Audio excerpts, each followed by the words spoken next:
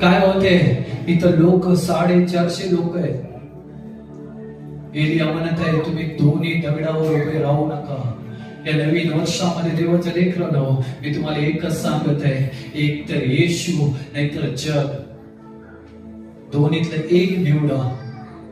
मला काय करणं गरजेचं आहे. एलिया काय म्हणाला, आणि देवाच्या लेकरांना त्याच्या पाठीमागचा अध्याय वाचला, माझ्याकडे वेळ नाही, मी तुम्हाला पूर्ण त्या अध्याय सांगितलं असता.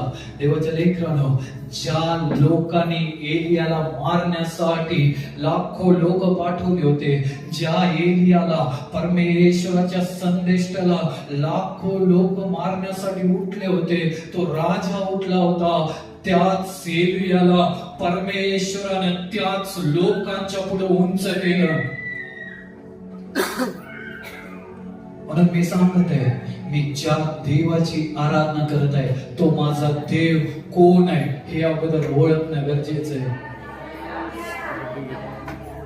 माझा देव साधारण नाही. तुम्ही पुढे वाचलं तुम्हाला समजेल. एलिया एकटाच होता. एलिया एकटा होता. 450 लोक वाचत होते.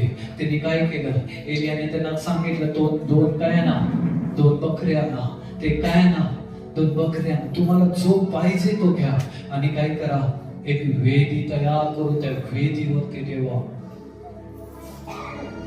पहिलं मला माझ्या जीवनामध्ये वेदी तयार करणं गरजेचं आहे. जुन्या करारामध्ये वेदी तयार करणं होतं, परंतु आता नवीन करारामध्ये वेदी तयार करणं म्हणजे काय आहे, मला प्रार्थना करणं गरजेचं आहे. मी प्रार्थना करत असताना ते वेदीमध्ये मी जात आहे, ते वेदी मी तयार करत आहे.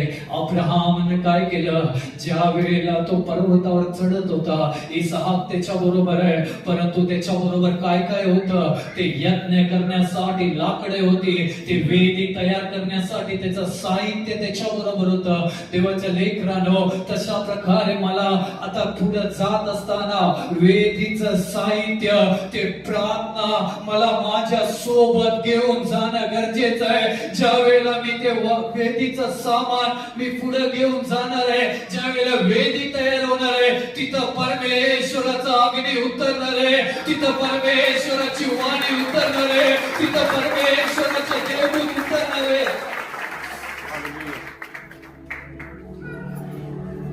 पास्टर, आम्हाला वेदी तयार करणं लांब.